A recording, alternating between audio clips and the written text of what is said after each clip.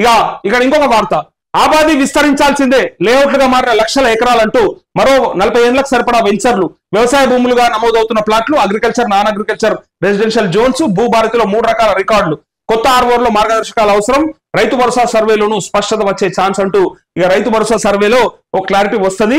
ఎందుకంటే ఆబాదీని విస్తరించాల్సిందని చెప్తారు. ఎందుకంటే లేఅవుట్ గా మారిపోయినాయి, లక్షల ఎకరాలు లేఅవుట్లుగా మారిపోయినాయి. ఎప్పటిదాకా తెలుసా, ఒక 40 ఏళ్లకు సరిపడా వెంచర్లు అయిపోయినాయి. ఇప్పటి నుంచి ఒక 40 ఏళ్ల వరకు కూడా మళ్ళీ కొత్త వెంచర్లు వేయాల్సిన పనిలే. ఇప్పుడున్న వెంచర్లలోనే వాళ్ళు అమ్మే ప్లాట్లలోనే సరిపడా ఈ పాపులేషన్ తగ్గట్టు అని లెక్క వచ్చింది. అందుకోసానికి ఇక్కడ ఈ భూభారతిలో 3 రకాల రికార్డులు ఉన్నాయట.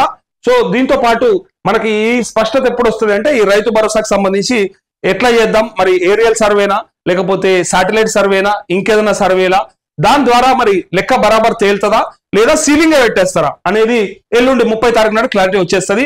ఎవరు కూడా ఫికర్ చేయాల్సిన పని లేదు, రైతు భరోసా పడుతుంది.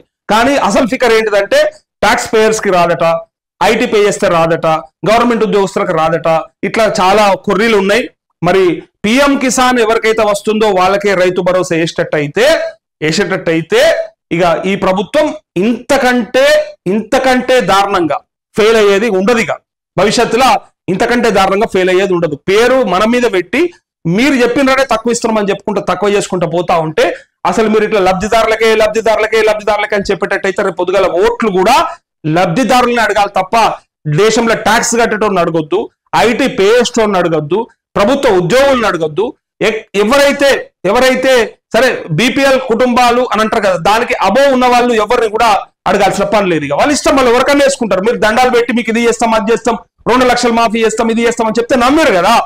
సో మీరు ఇప్పుడు క్లారిటీ ఇవ్వాలి. భవిష్యత్తులో ఎన్నికలకు పోయేటట్టయితే ఇక అప్పుడు అర్థం చేసుకోవాలి, ఇక మనకి ఏమీ రావు, మొత్తానికి ఏమీ రాకుండా చేయడానికి ప్రయత్నం చేస్తా ఉన్నాయి ప్రభుత్వాలు, నాయకులు.